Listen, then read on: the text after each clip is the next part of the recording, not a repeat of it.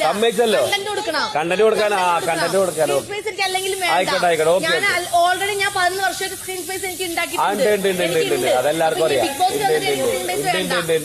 Okay okay okay. നാളെ jail നോമിനേഷനാ.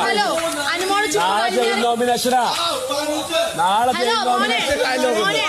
ചുമ്മാ വലിഞ്ഞേറി തന്നില്ല, നല്ല പേയ്മെന്റ് തന്നു എന്നെ വിളിച്ചു വരുത്തിയതാണ് കേട്ടോ. അപ്പൊ അവർക്ക് ഞാൻ എന്ത് ചെയ്യും, തിരിച്ച് കൂലി ചെയ്യുമ്പോഴേ നല്ലോണം തിരിച്ച് പൈസ കൊടുക്കണം. പൈസ തന്നിട്ടുണ്ടെങ്കിലേ അതിനുവേണ്ടി കൂലി ചെയ്യണം. എന്താ കൂലി ചെയ്യണം, അല്ലെങ്കിൽ നിങ്ങളെ പോലെ 24 മണിക്കൂർ പേര് ഉറങ്ങിയിരിക്കാനല്ല അനുമോള് വന്നത്.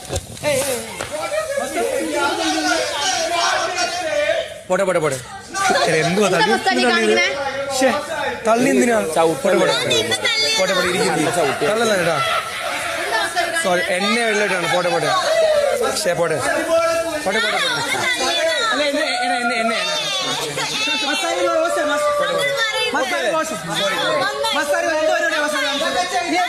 മസ്താരി ഈ പരിപാടി ഭയങ്കര മോശം. മസാല കാണിക്കരുത്, മസാരി കാണിക്കരുത്. ഈ പരിപാടി ഒരാളെ കൊടുക്കുന്നത് ഭയങ്കര മോശം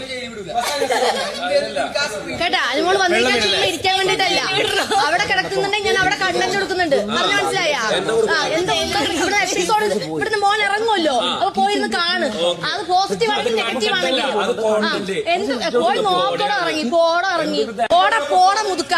അപ്പൊ 24 മണിക്കൂർ ജയിലിൽ പോയാലോ നാടകം കാണിക്കല്ലേ?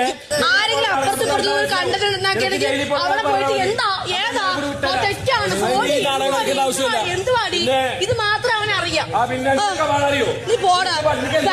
പാട്ട് പഠന പ്രേക്ഷകർക്ക് വേറെ ഏഷ്യനിൽ വേറെ പ്രോഗ്രാം നടക്കുന്നുണ്ട്.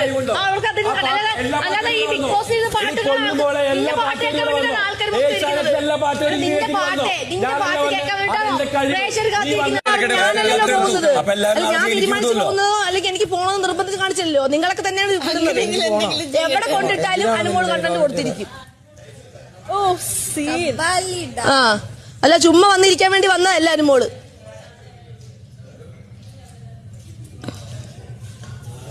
ചുമ്മാ വന്ന് ഗ്രൂപ്പ് കളിച്ച ഒരാളെ പുറത്താക്കുകയും ചെയ്തു. ഗ്രൂപ്പ് കളിച്ച് ഒരുത്തനെ കൂടെ കൊണ്ടു നടന്ന ഒരുത്തനെ പുറത്താക്കുകയും ചെയ്തു അവൻ കാരണം. എന്നിട്ട് അടുത്ത ആൾ എന്റെ ഒരു കൂട്ടുകാരി ഉണ്ടായിരുന്നു, അതേ വിളിച്ചു വരുത്തി അവളെയും പോയി. പെട്ടെന്ന് സംസാരിച്ചു തുടങ്ങി അനു. ഇത് പാടാ.